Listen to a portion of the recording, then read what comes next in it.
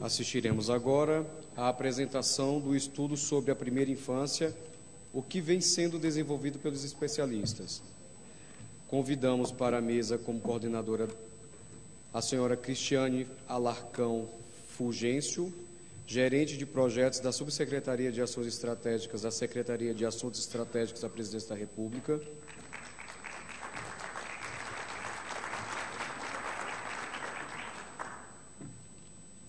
A senhora Eli Razawa,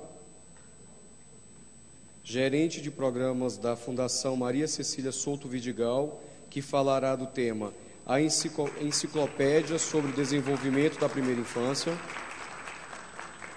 Aloísio Araújo, vice-diretor e professor da Escola de Pós-Graduação em Economia da Fundação Getúlio Vargas e professor do Instituto de Matemática por Aplicação, que falará sobre aprendizado infantil.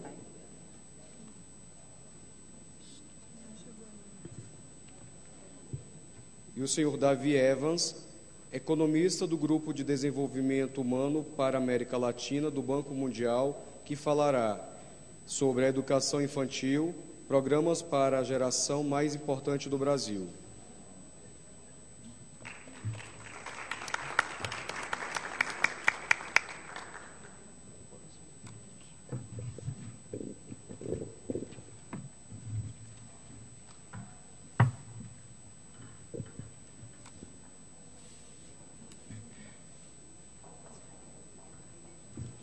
Boa noite a todas e todos. Agradeço imensamente a presença de vocês. Sem mais delongas, daremos início a essa mesa que tem como objetivo conhecermos um pouco sobre o que os especialistas vêm fazendo em relação à primeira infância. Passo a palavra para a doutora Eli Arazawa. Boa tarde a todos e todas. Eu queria agradecer muito essa oportunidade. E, para nós da Fundação Maria Cecília, esse espaço de diálogo e de evidência, de foco, né, de holofote em cima do tema da primeira infância é muito importante. E eu vou já pedir desculpas que por conta do horário, eu vou ter que sair correndo, então talvez eu não possa ficar aqui para um debate, porque o avião deve sair daqui a 1 hora. Então, eu vou tentar fazer... Mas eu queria muito aproveitar essa oportunidade, apesar dessa programação tão intensa, de tanta informação, vocês devem estar já super cansados, mas eu só queria dizer que existe um instrumento, uma ferramenta de livre acesso que está aberta a todo mundo, que é a Enciclopédia sobre o Desenvolvimento na Primeira Infância. Uma ferramenta, eu acho que é essencial para quem está atuando junto às crianças e para quem pensa as políticas públicas para a primeira infância. Essa enciclopédia foi criada pelo Centro de Excelência para o Desenvolvimento da Primeira Infância, que é uma organização da Universidade de Montreal, no Canadá, cuja missão é disseminar os melhores conhecimentos científicos sobre o desenvolvimento na primeira infância para aqueles que mais necessitam, que são os planejadores e provedores de serviços e formuladores de políticas públicas e para famílias. Bom, essa enciclopédia ela foi pensada com diferentes produtos para públicos com necessidades distintas. Então, existem textos de especialistas, as mais novas produções científicas, as evidências científicas na forma de artigos, sínteses do porquê da importância, o que é o tema e mensagens-chaves dirigidas a pais e profissionais. E as atualizações são sistemáticas. A todo momento você encontra novos temas. Só para ter uma ideia do visual, vocês devem ter recebido aí um marcador de livros que tem o endereço do próprio site.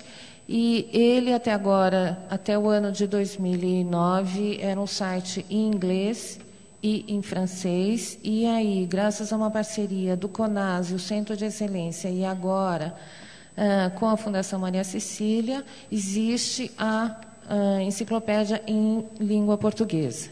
Então, vocês vão ter aí na tela uma primeira versão aí do que é a enciclopédia, com a listagem toda de temas. E esses temas vão sendo sempre renovados a partir da seleção muito rigorosa que é feita pelo Centro de Excelência de novos artigos. Existe um corpo editorial, os definidores de temas, e um comitê que define quais seriam os novos temas.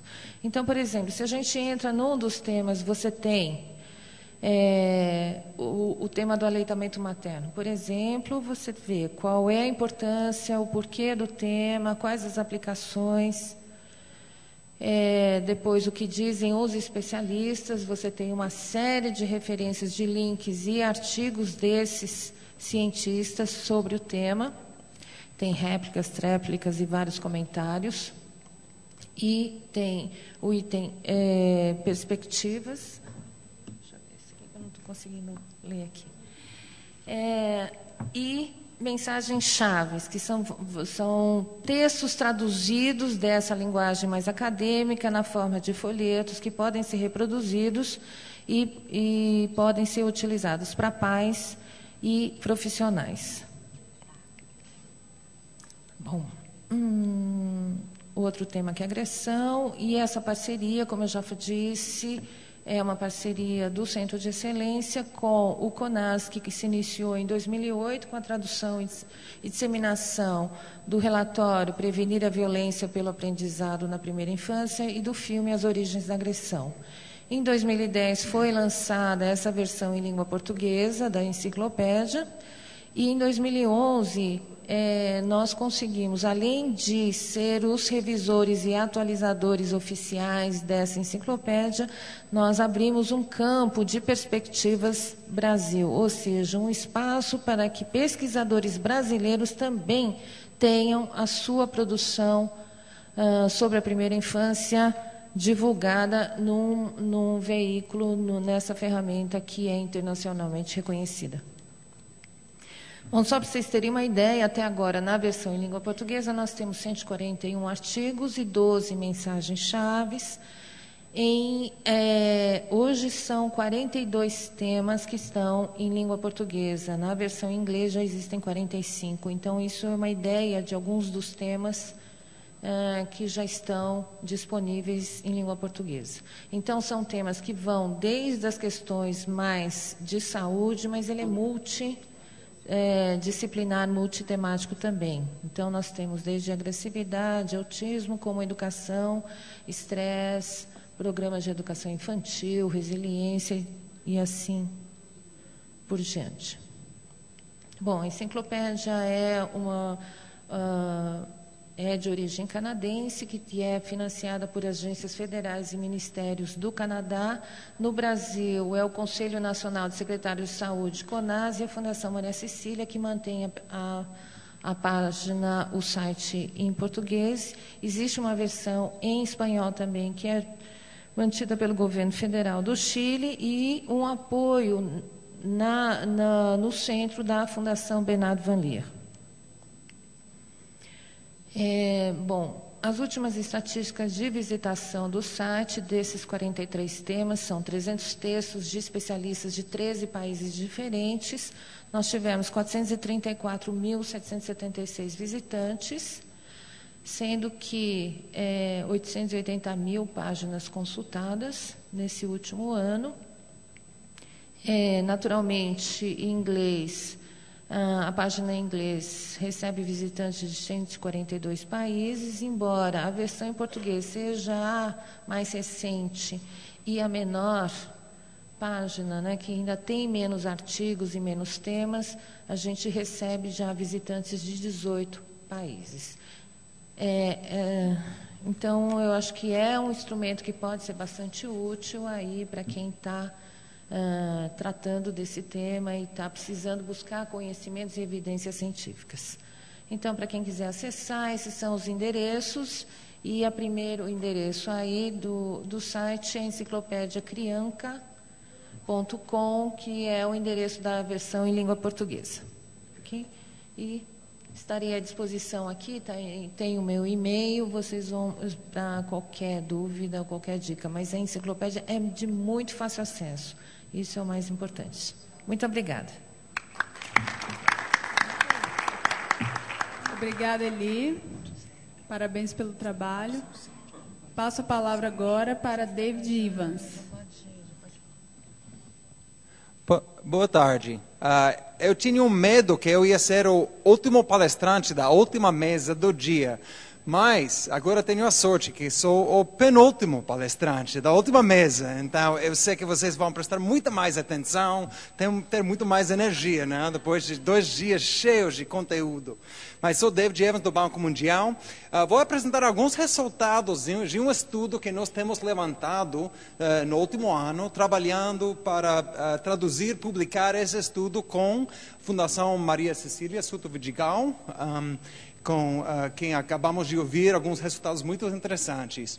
Agora, não vou revisitar tudo o que vocês têm ouvido nos últimos dias, mas o ponto inicial principal, que é um momento emocionante para estar trabalhando na primeira infância no Brasil.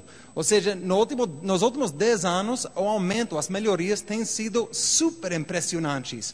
Vamos com a educação infantil em particular, vamos de uns 8% de crianças em creche em 1999 e mais ou menos 50 crianças de 4 a 6 anos que já foi para a escola no ano 99, para mais que o dobro de crianças na creche em 2009 e mais de 80% de crianças nessa faixa etária no ano 2009. Então, uma expansão enorme, realmente é impressionante. Tenho comparado com outros países na América Latina e Brasil realmente é impressionante com essa expansão.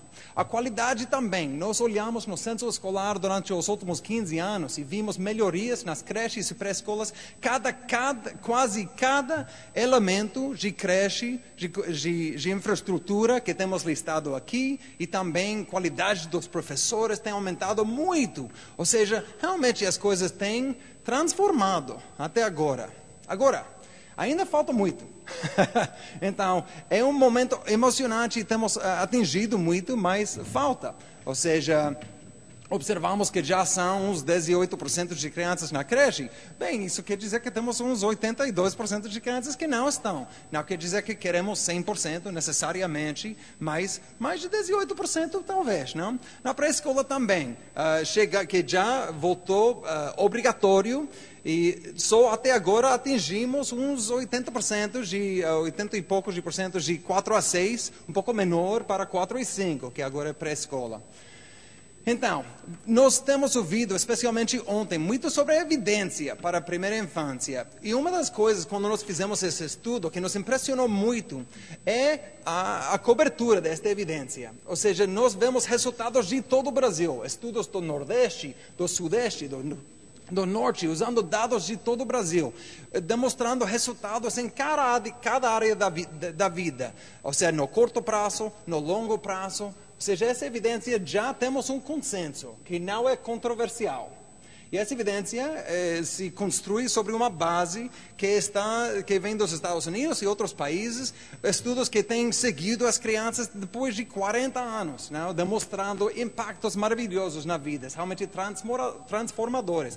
Agora, esses estudos que têm seguido essas crianças durante 4 anos, ou seja, são 3 estudos que se citam muito, e são estudos que têm 2 coisas em comum, que são muito importantes. Primeiro, que são programas de alta qualidade. Não são programas de, vamos colocar a criança na creche. Não, são programas de alta qualidade. São crianças pequenas. E também são programas que estão direcionados para crianças carentes, vulneráveis. Então, é de lá que nós temos a evidência mais forte da eficácia da educação infantil. Ok. Neste estudo, obviamente em 10 minutos não se pode revisar tudo, mas nesse estudo nós olhamos tudo o que tem acontecido na educação infantil nos últimos anos. Agora, o que falta mais? Uma das coisas que observamos é que os pobres, obviamente, ficam dentro das creches e pré-escolas muito menos que os ricos. Os ricos, as crianças, os 20% de crianças mais ricas no Brasil, têm uma probabilidade tripla de estar na creche que as 20% de crianças mais carentes. Ou triplo. Ou seja, não é que os ricos um pouco mais. Não, realmente é dia e noite. Não? Agora, nós observamos nos estudos, tanto no Brasil como em todo o mundo, que não só que... mais próximo. Não me estão ouvindo? Ai, uma pena enorme. Não, o que observamos nos estudos em todo o mundo é que realmente não só que as crianças mais carentes precisam mais da primeira infância, porque eles têm menos oportunidade na casa, por exemplo, mas que essas crianças recebem maiores retornos. Estudos do Brasil, Estados Unidos, Reino Unido, Nepal, que eu sei que aqui no Brasil não estamos sempre procurando evidência do Nepal, mas demonstra que em todo o mundo observamos isso.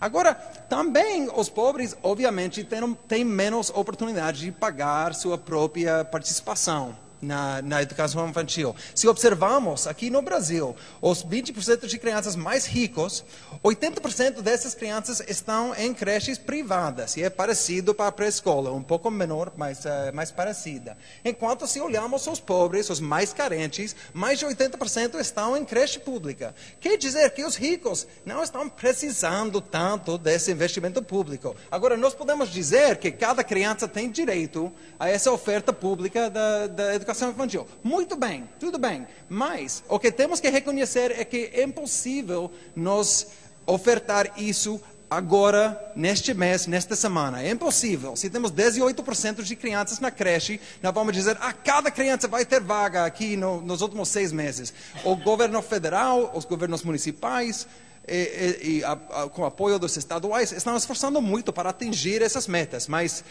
vai precisar de um tempo. E nesse tempo faz sentido, então, direcionar essas vagas para as crianças que precisam mais, que mais não vão ter essa oportunidade com a falta de oferta pública, ou seja, as crianças mais carentes. Agora, se nós observamos as crianças, se simplesmente olhamos as crianças mais carentes, dentro da creche, o número é como 12 ou 13% das crianças mais carentes que estão na creche. Agora, no mesmo momento, 25% das vagas nas creches são usadas pelas crianças mais ricas. Então, se nós formos usar essas vagas que atualmente estão usadas pelos ricos e passá-los para as carentes, mais que o dobro das crianças pobres ficariam dentro da creche. Não é que aumentaria um pouco, o dobro. Agora, ninguém está recomendando ir à creche e tirar alguma criança rica. Novamente, não queremos um sistema assim. Mas, o que sim...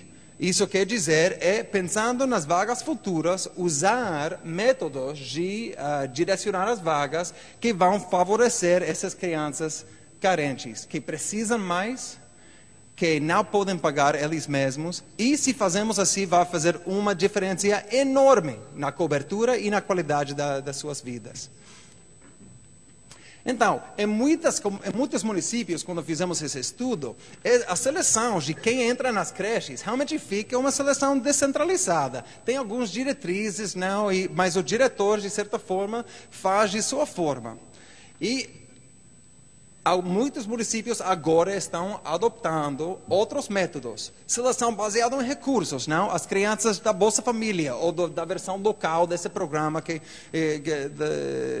eles têm prioridade, ou alguma outra medida de recursos, No Rio, durante alguns anos, eles usaram seleção baseada em sorteio, mas um sorteio que dava a cada criança a oportunidade de participar, mas no mesmo momento dava prioridade para os pobres. Agora, pensando nos centros, como vamos acomodar todas essas crianças? Nós olhamos os números de 2009, olhamos que da pré-escola são uns 1,6 milhões de crianças que estavam fora da pré-escola e 9,6 milhões de crianças fora das creches. Então, para atingir só uma parte, 30% das crianças nas creches e todas as crianças na pré-escola, porque isso já é compulsório, imaginando umas 90 crianças por centro, seria 35 mil creches adicionais e 17 mil pré-escolas mais. E tudo bem se estamos num centro urbano, não? Olhamos a creche de tamanho média, a média em São Paulo. Numa área urbana, essa creche se pode preencher com as crianças dentro de 0,4 quilômetros quadrados. Mas, numa área rural, seria crianças de 320 quilômetros quadrados. Ou seja, completamente impossível usar necessariamente uma creche, preencher uma creche com 90 crianças na parte rural. O mesmo como em Pernambuco. 2 segundos, 1 segundo, bem, quase já fecham. Então, a chave, então, é usar soluções que são relevantes ao lugar. Então, nas áreas urbanas, o centro, a creche pré-escola pode ser o mais relevante. Mas, em outras partes, já ouvimos hoje sobre o programa ASAS, atendimento em casa pode ser. Já estão tirando. Então, 2 pontos finais. Um é que o que vimos da apresentação da Fundação Carlos Chagas ontem é que a área mais fraca da qualidade nas creches e nas pré-escolas são as atividades. Já temos guias curriculares aqui no Brasil, mas o que falta em muitos municípios, vários municípios já estão desenvolvendo, mas em muitos municípios o que falta são uma guia mais específica. Não é para controlar os professores, mas é para dar um recurso para um professor, que a criança está falando das folhas, da ciência, então o professor pode olhar nessa guia e ter uma ideia específica de uma atividade, que materiais eu precisaria, ou seja, dar os recursos para os professores poder oferecer atividades estimulantes. A última coisa é que o Banco Mundial, juntos com o Instituto 0 a 6, levantou ou seja, fez um levantamento de práticas da primeira infância em 27 municípios. E nós colocamos num site, BenTV Brasil, da primeira infância. Então, isso é o início de um esforço para abrir para cada município a possibilidade de conhecer o que está acontecendo nos outros municípios do Brasil. Então, com isso, vou fechar, agradecer. Eu acho que os próximos passos que nós temos que lembrar são colocar estrategicamente nossos centros, melhorar essa alocação de vagos e fornecer orientação clara, específica para atividades, para as crianças. Muito obrigado.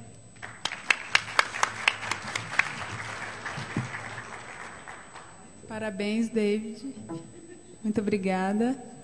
Passo imediatamente a palavra ao professor doutor Aloysio Araújo. Bom, antes de mais nada, muito obrigado por esse convite. Estou muito contente de estar aqui. E queria pedir desculpa porque eu fui um dos responsáveis por essa confusão de ter 2 meetings sobre o mesmo tema, no mesmo dia. Eu acho que foi uma má sorte, mas eu tenho 2 culpados. Eu sou um, o PB eu acho que é o outro, porque a gente não se falou, embora seja muito amigo, não nos falamos com antecedência, mas acabou dando tudo certo. Mas de qualquer jeito, desculpa, tá? Mas eu estou contente também de chegar aqui em tempo de fazer o lançamento do livro. Um dos objetivos que eu tinha inicialmente programado, esse encontro que eu fiz lá no Rio, é para fazer um livro Deixa eu contar um pouco dessa história desse livro, como é que... Eu tinha tido uma experiência internacionais já nesse sentido de ter uma abordagem multidisciplinar à educação infantil. Eu achei que o fórum bom para isso é a Academia Brasileira de Ciências, porque se a gente mobilizar, tem vários frontes nisso, né? Tem as ONGs, tem as fundações que dão recursos, tem as pessoas que estão pessoalmente envolvidas, tem os governos, mas também mobilizar a comunidade científica, eu acho que é muito importante também. E é nesse fronte que eu faço, tá? Eu não quero... Estou falando na frente de especialistas, tem muita gente aqui que conhece muito do assunto, obviamente, mas esse é o ângulo nosso, tá? O diferencial que a gente está agregando, porque se a gente mobilizar os médicos, os pediatras, os neurocientistas e os economistas mais teóricos também, então outros setores da sociedade, eu acho que nós vamos complementar, nós vamos ser mais fortes aí nesses projetos. Então esse foi o objetivo nosso inicial. Eu falei com os membros da Academia de Ciências, sou membro lá há muitos anos, e nós fizemos, então, decidimos fazer 3 grupos principais. O dos economistas, que era o Flávio Cunha, que é o meu ex-aluno, e o Heckman, que é o Prêmio de Economia, e depois o outro grupo eram os neurocientistas, e o outro eram os educadores. Os educadores já tinham uma certa relação na Academia de Ciências. Então, isso foi uns 5 anos atrás. E nós fizemos alguns encontros, na realidade já teve um que foi uns 8 anos, e depois nós fizemos alguns encontros nacionais, nós discutimos muito, e esses 3 grupos, a ideia é que eles escreveriam a abordagem deles. Então, a ideia do livro aqui, né, depois eu vou mostrar, tem alguns para distribuir, eu trouxe na mão, ficou pronto anteontem, então, né, é meio pesado, não consegui trazer tantos, mas alguns deles, depois eu vou dar um link para, ele vai estar disponível já para download, se não, provavelmente não hoje, mas nos próximos 2 dias. Mas então, deixa eu falar um pouco a ideia desse livro. Esses grupos, então, trabalharam, os economistas já descobriram que essas intervenções precoces, eles aumentam muito a produtividade ao longo da vida, né, estudos de painel, e tem muitos trabalhos nesse sentido, provavelmente algum de vocês ouviu já do Heckman 2 dias atrás, né?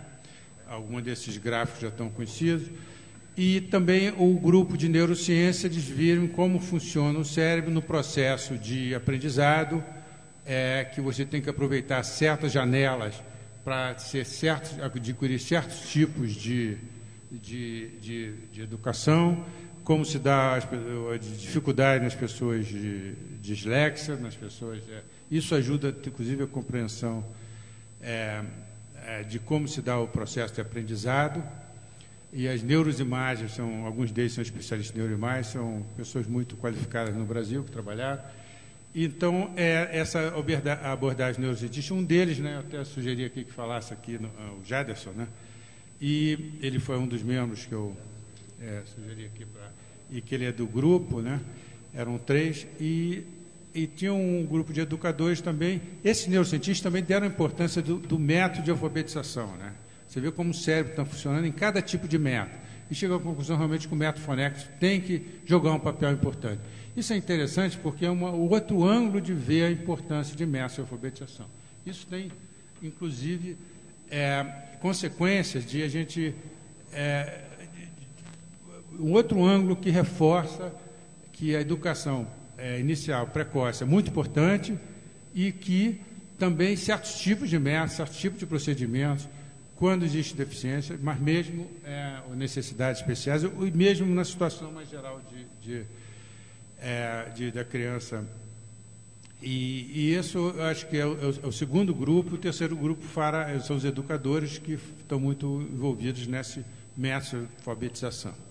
Então, esses eram os 3 grupos, mas eu queria fazer alguma coisa a mais e acabei fazendo um encontro internacional que teve grande impacto há 2 anos no Rio. O Heckman me ajudou muito a trazer muitos especialistas e, de novo, é um ângulo mais de sentir. Então, tiveram muitas pessoas, alguns dos melhores, que eles nunca tinham se encontrado, mesmo no exterior, no mesmo lugar. E foi a primeira vez e foi no Brasil. De novo, desculpa, porque eu devia ter me esforcei tanto para juntar esse grupo, trazer financiamento, mas a divulgação não foi tão ampla assim. Mas, graças ao grupo de neurocientistas particular que estava nesse grupo da academia, eles fizeram um resumo. Isso também está no livro. Tá? Então, esse grupo de neurocientistas fizeram um resumo dessas pessoas que vieram. Alguns são médicos. Quem veio aqui, por exemplo, foi o Rutter, que é um cara espetacular, é um psicólogo, na realidade, um psicólogo infantil, muito renomado em inglês. O outro que eu achei um dos mais interessantes é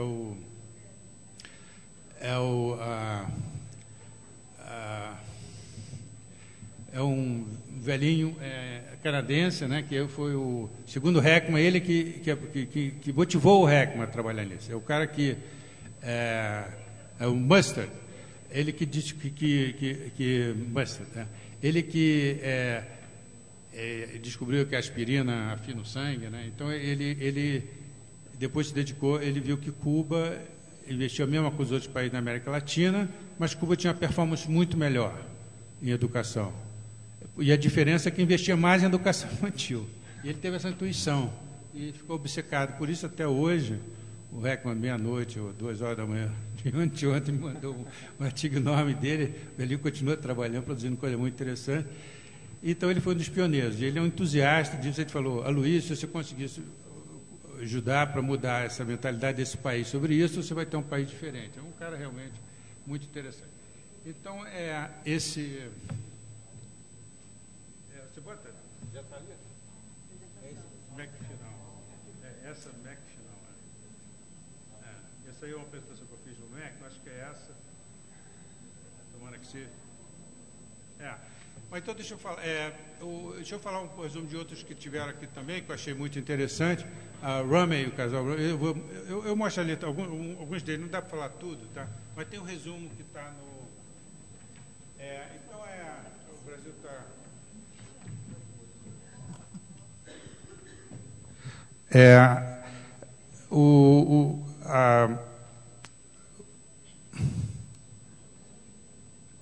A pré-escola está melhorando. Isso aqui não tem... A gente avançou muito na pré-escola, né? Como é que a gente muda aqui?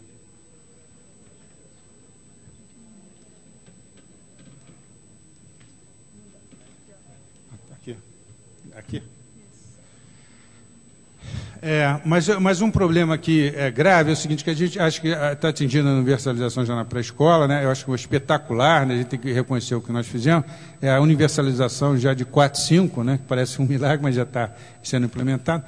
Mas é importante ver que muitas vezes as pessoas que não são tão atingidas são justamente as pessoas que vêm que precisam mais. E outra coisa é a taxa de fecundidade, que vem caindo sempre, mas ela tem muita diferença de acordo com a renda. Então, se a gente olhar a taxa de fecundidade, está aqui.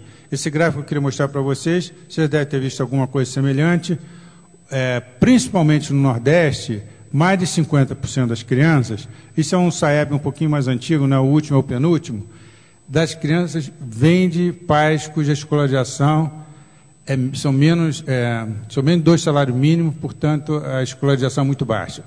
Então, quer dizer, esse fato de que, por exemplo, para os Estados Unidos, esses estudos são muito importantes, mas se atinge uma minoria. Aqui nós não atingimos, não estou dizendo a maioria, mas uma parcela muito grande. Então, devido a essa fecundidade que é maior nas rendas mais baixas, a gente tem um problema muito maior do que os outros países. Esse motiva muito, né, esse gráfico do Heckman vocês conhecem, né, que as desigualdades do Heckman Cunha, né, as desigualdades que a gente observa com 4 anos persistem ao longo da vida. Então, isso aí são motivadores e se corrige pela educação da mãe, as performances escolares são muito pequenas. Esse outro gráfico do Heckman, só tem 2 minutos, ele já decresce com o nível de idade que você faz a intervenção. E você tem 2 habilidades, né, cognitiva e não cognitiva, esse trabalho dele com o Zua, né, que é muito impressionante, que a gente tem que trabalhar mais nos fatores não cognitivos, porque esse você pode trabalhar mais tarde. Isso aí sai de um trabalho do Heckman Cunha também. E acho muito importante, que é o fator... como vocês viram do Heckman, essas primeiras transparências são importantes. Então, esse é outro gráfico que talvez vocês já tenham visto, é que o desenvolvimento do cérebro se dá a nível muito... Até no pré-natal já se dá o desenvolvimento do cérebro, se não tiver estabilidade emocional e não tiver a alimentação adequada, você vai ter problema. Então, a motivação para fazer isso é muito grande. Eu estou correndo aqui porque eu só tenho os 2 minutos. E você tem um impacto muito grande. Agora, é interessante, por exemplo, esse gráfico aqui foi um dos palestrantes desse meu... Isso está no livro, tá? Esses resumos de todos esses que vieram do exterior. Se você olhar, por exemplo, a educação dos pais determina muito a pontuação em linguagem dos filhos. Mas essa relação não é sempre igual nos países. Alguns países, Cuba, mesmo os pais não são tão educados assim, porque muita gente fala assim, na época do Batista os pais já estavam mais educados, então, mesmo com essa teoria de que grande parte da educação se faz no seio intrafamiliar, você pode chegar à conclusão de que você realmente não precisa... um lugar como Cuba, por exemplo, não foi intervenção, já foi a própria educação dos pais. Mas não é verdade, que controlando para a educação dos pais, a performance do Brasil é a segunda pior, só pior que eles são o México, né? Então, por que está faltando talvez alguma coisa extra, né? Qualidade da escola e também o problema de faltar. No caso de Cuba, o que provavelmente o grande suspeito aí é a intervenção muito cedo. Esse caso aqui é interessante também. Não tem nenhum argentino aqui, espero não, mas talvez. Mas o número de brigas de crianças em escola, né? Que é outra. Isso aí é número de brigas de criança na escola, tá? Eu não sei como subir isso aqui. Em Cuba não tem quase. No Chile, no México, na Argentina que tem mais. Mas está aqui, né? Está número de brigas na 4ª série. Então, esses fatores não cognitivos, certamente, né, André? Esse daqui que eu acho um espetáculo é o Suomi, tá? Que deu mais trabalho para fazer o Congresso 2 anos atrás, mas que não sei se vocês viram o trabalho dele já. Suomi. Tá? Ele tem uns papers até com Heckman também, mas esse cara ele fez uns trabalhos com macacos, tá? Então, ele tem 3 tipos de macacos, que é um macaco mais parecido com o ser humano, esqueci qual deles. Então, tem uns que foram criados pelos pais, ou no bando, sei lá. Outros foram criados em incubadeira, porque os pais abandonaram, sei lá, que se criaram em incubadeira. E outros foram criados na selva, sozinhos. Alguns deles se desgarram. Esse é um menino de rua. Então, isso aí é para ver a importância do fator emotivo, né? Então, é um experimento muito importante. Você faz um happy hour, depois, e deixa os macacos beber enquanto eles quiserem. Os que foram criados pelas mães, eles vão beber muito menos aquele criado ali pela mãe, e o que foi menino de rua, foi criado junto com os colegas, eles vão beber muito mais, em excesso. Então, se você vê também, os macacos morrem mais cedo, os meninos de rua morrem mais cedo, foi criado na selva só com os amigos, brigando o tempo todo. Então, é uma comprovação muito forte de que o fator emotivo é muito... a gente não pode esquecer disso. Outra pessoa que deu palestra muito interessante, que está um resumo no livro, é o que fizeram o estudo do cérebro das crianças da Romênia, né? Não sei se vocês viram, que algumas coisas ficaram irreversíveis, tentaram fazer intervenção mais tarde. Então, esse aspecto emotivo também... Eu acho que vocês são especialistas, eu não preciso estar falando essas coisas. Não, mas eu acho que você vai encontrar algum ângulo aqui de alguma coisa que você não viu antes, que eu acho então, que vou reforçar mais. Então, eu aconselho... Tem poucos livros aqui, tá? E eu aconselho vocês... eu incluía também no livro 2 artigos muito importantes sobre dados brasileiros. Tá? Um é do PB, que ele diz que creche de qualidade ruim tem pouco impacto na educação posterior. Dados semelhantes já foram obtidos nos Estados Unidos, embora também depende muito de saber o que é creche ruim, é uma coisa difícil. Mas aqui, concretamente, no Brasil, tiveram algumas creches que tiveram poucos efeitos. E o outro é do André Portela, que deve ter apresentado aqui também, que é o impacto da pré-escola é mais nítido. Tá? Na pré-escola, o tipo de pré-escola que a gente tem já é um grande avanço, um grande impacto nos índices de educação posteriores. Tá? Então, eu aconselho vocês a fazerem um download, tá? E se vocês quiserem, alguém vai discutir mais desse assunto, o meu tempo esgotou. Muito obrigado pelo convite e desculpe pelo duplo meeting. Parabéns, professor. Passo a palavra agora para o mestre de cerimônia.